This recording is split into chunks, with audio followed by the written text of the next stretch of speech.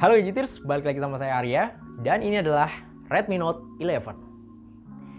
Ya, banyak yang bilang ini HP yang cukup lawak nih. Karena SoC atau chipset yang dipakai itu kerasa downgrade dari seri yang sebelumnya. Ya, downgrade di sini sebenarnya efek atau dampak dari kelangkaan chipset global ya, yang sekarang baru kerasa nih di Indonesia. Dan ini nggak cuma dialamin sama Xiaomi doang, tapi hampir semua merek tanpa terkecuali. Ya karena chipset yang dipakai di HP hari ini itu bukan pesanan 1 minggu atau 2 minggu yang lalu, tapi pesanan jauh-jauh hari Pak. Bahkan bisa sampai 6-7 bulan yang lalu. Dan kemungkinan besar gara-gara chipset yang langka ini bikin siklus Redmi Note series kali ini tuh agak terganggu ya. Nggak kayak biasanya lah, yang biasanya tuh 6 bulan sekali, sekarang mesti nunggu 1 tahun. Dengan jarak yang cukup lama, desain dari HP ini memang nggak banyak yang berubah ya. Di sini Xiaomi saya lihatnya kayak main aman sih untuk desain. Karena mungkin ngerasa kalau desain di seri sebelumnya udah cakep, udah mantep. Bahkan udah cukup aman lah buat diajak kehujanan atau kecipratan air. Karena bodi dari Redmi Note 11 ini juga udah ngantongin sertifikasi IP53. Paling yang kelihatan agak beda tuh di bagian rumah kameranya ya, yang agak di touch up dikit lah. Ya supaya kelihatan beda nih dari Redmi Note 10. Terus bagian terbaik dari layarnya juga masih dipertahankan di HP ini. Ini udah pakai layar Super AMOLED Full HD yang juga bisa pakai maraton Netflix dengan resolusi yang full, nggak kena kompres. Karena di HP ini tuh udah ngantongin sertifikasi Wideframe L1. Dipakai buat ngetik dokumen atau balesin chat WhatsApp, haptic feedback di layarnya juga masih kerasa mantep ya. Ini emang andalan banget sih buat Redmi Note series. Mau yang versi basic sampai yang pro itu udah sama-sama enak. Ya geter-geternya tuh nggak sekasar HP-HP sekelasnya lah. Terus dipakai buat scroll Twitter atau TikTok, ini tuh layarnya udah lebih smooth ya dari yang sebelumnya. Karena refresh rate yang dipakai di sini tuh udah lebih tinggi, yaitu di 90 Hz. Dan bisa dibilang Redmi Note 11 ini adalah HP dengan layar Super AMOLED Full HD 90 Hz paling murah yang ada di pasaran saat ini. Ya untuk ukuran HP 2-3 juta, speakernya juga udah cukup mantap ya, karena udah punya speaker stereo.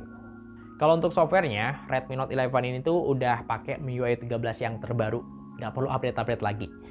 Tapi untuk versi Androidnya masih yang lawas ya, masih pakai Android 11, bukan Android 12.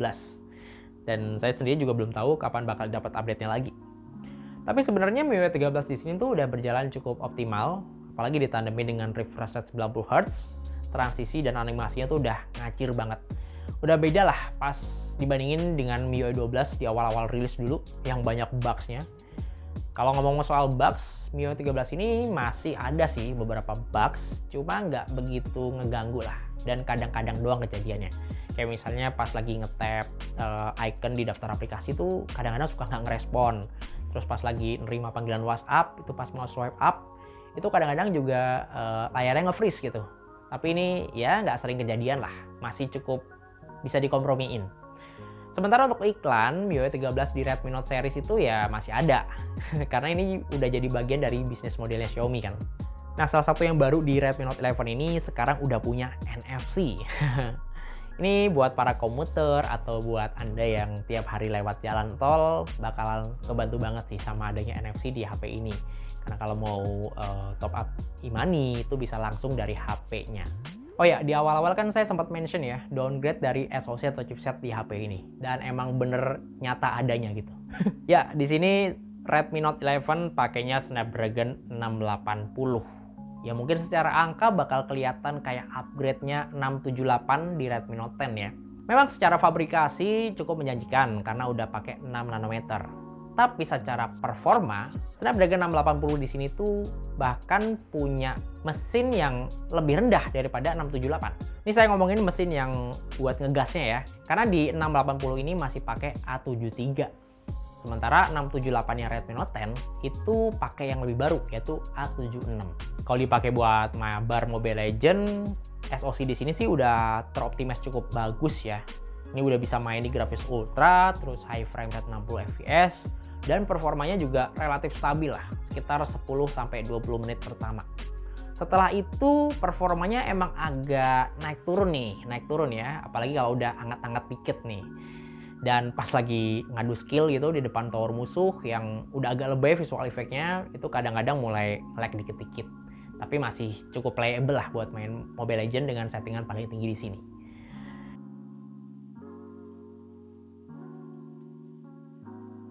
Dipakai buat main Genshin Impact dengan settingan low 60 fps. Ini masih bisa jalan di kisaran 24 sampai 25 fps. Dan pas lagi battle sama musuh itu biasanya turun ya di kisaran 20 fps. Ya untuk HP 2 jutaan performa naik turun kayak gini udah cukup wajar lah ya.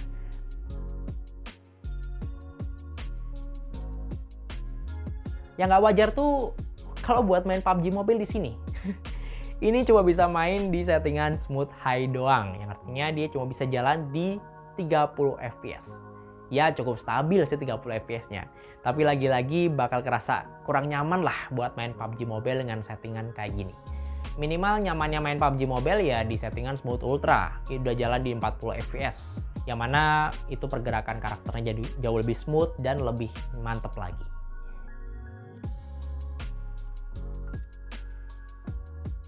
Terus untuk refresh rate layar 90Hz di sini juga kerasa kurang optimal ya buat game-game tertentu yang emang bisa jalan di 90 fps. Salah satunya game Subway Surfer nih ya. Ini bahkan cuma di limit di 60 fps doang. Ya sebenarnya udah cukup enak 60 fps. Cuma bakal lebih mantep lagi, bakal lebih ngacir lagi kalau bisa jalan di kisaran 70 sampai 90 fps gitu.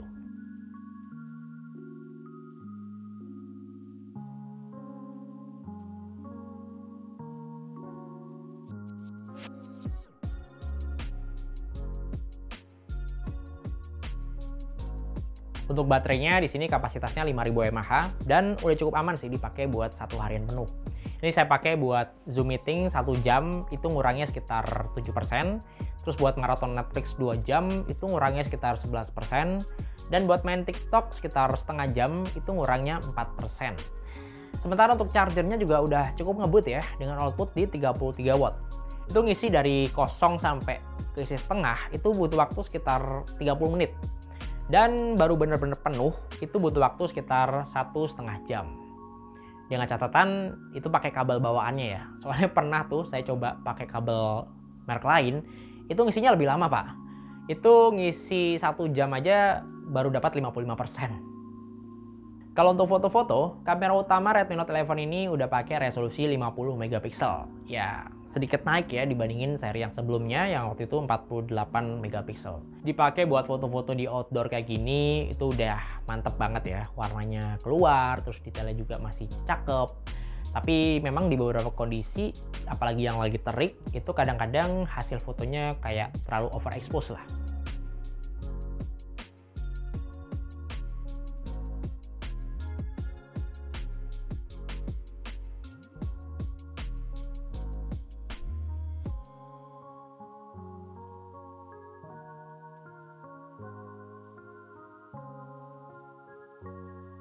Kalau pengen dapetin sudut pandang yang lebih luas, lensa ultrawide-nya juga masih bisa banget diandelin. Cuma ya di sini bakal ada penurunan dari segi detail dan warna tentunya.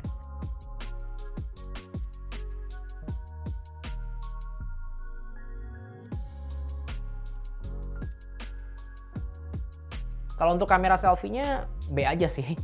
Nggak begitu terlalu bagus, tapi ya udah cukup lah ya. Apalagi di kondisi yang cahayanya banyak gitu. Tapi kalau diajak gelap-gelapan, ya di sini agak kurang.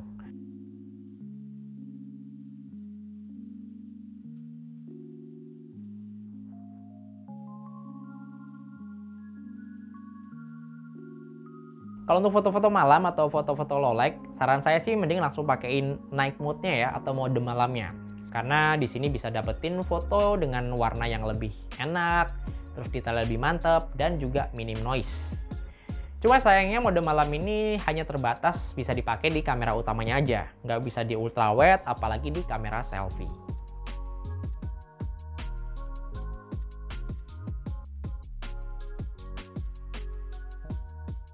Nah ini cuma di Full HD 30 fps.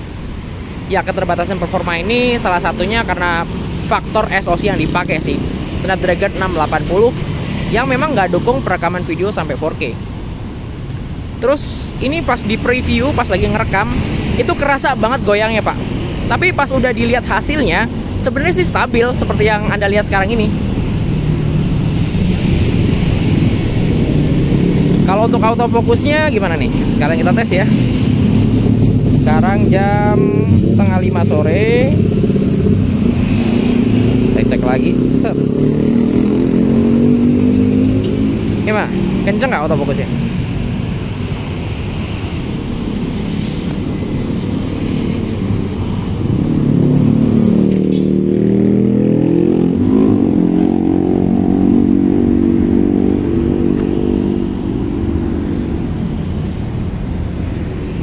Sementara untuk video kamera depan ini resolusi masih standar di Full HD 30 fps. Cuma angle-nya agak sempit sih ya. Jadi tangan saya tuh harus agak maju ke depan supaya dapetin angle yang lebih luas kayak gini. Terus di sini nggak ada stabilisasinya, jadi kerasa cukup goyang-goyang kalau direkam sambil jalan-jalan kayak gini. Ini kalau diarahin ke backlight, oke, agak gelap ya. Kalau untuk mikrofonnya gimana nih? Suara saya udah kedengaran cukup jelas belum? Komen di bawah ya. Oke, jadi kesimpulannya kalau ngejarnya performa, Redmi Note 11 ini kerasa kurang nendang gitu ya. Ya gara-gara chipset yang langka, bikin seri Redmi Note kali ini tuh kayak nggak banyak opsi buat milih SoC. Jadinya milih SoC yang apa adanya gitu. Ya nggak cuma ngorbanin dari segi performa, tapi juga kameranya. Kayak bukan Redmi Note banget gitu loh. Untungnya sih dari segi harga masih masuk akal ya. Apalagi dengan layar Super AMOLED, Full HD, 90Hz, dan ada NFC-nya, bikin Redmi Note 11 ini jadi salah satu opsi HP terbaik di harga 2-3 juta. Ya, semoga video ini bisa ngasih referensi tambahan ya, buat Anda yang masih bingung atau masih kepo sama Redmi Note 11. Nah, untuk ngecek spek lengkap dan link pembelian smartphone ini, seperti biasa, Anda bisa cek linknya di kolom deskripsi di bawah video ini ya. Terima kasih sudah nonton video ini dan sampai ketemu di video berikutnya.